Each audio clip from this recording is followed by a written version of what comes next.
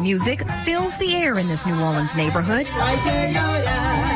Habitat for Humanity homeowner and singer Margie Perez is the voice behind the tune. Hurricane Katrina forced her to cut and run, but she had too much love for the city to stay away.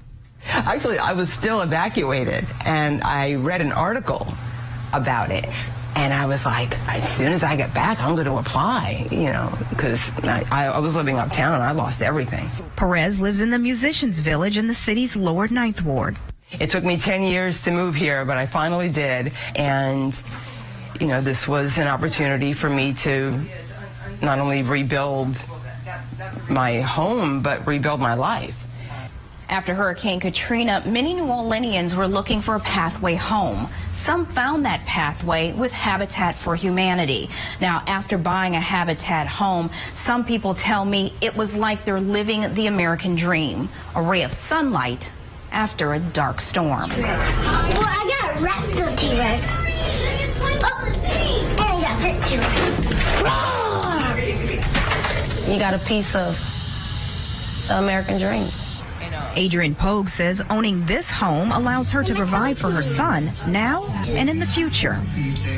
Something to leave to them in case anything was to happen to you. You have something to start them off. It's the same reason New Orleans East resident Michael Connerly bought in. That was my main goal, to be able to make sure that my children would always have a roof over their head no matter what. Marguerite A. Stryker heads the nonprofit. We met with her during a rough week. The organization, known for helping others, needed help themselves after Hurricane Ida.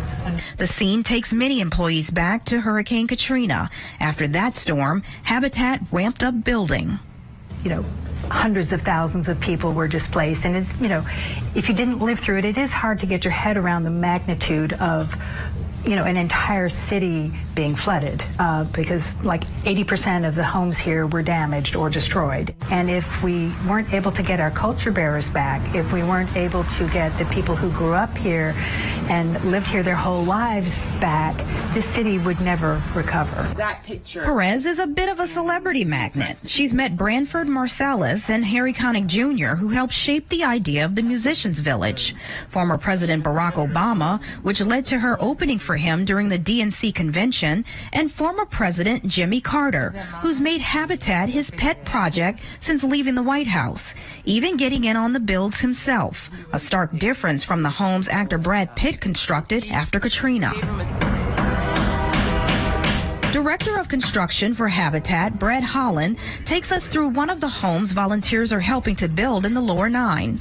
For neighbors, it means less tall grass and blight in their neighborhood. For the city, it means the tax base is growing. Marguerite says they too will rebuild and come back stronger, much like the 700-plus homes they've built in the city since Habitat's founding.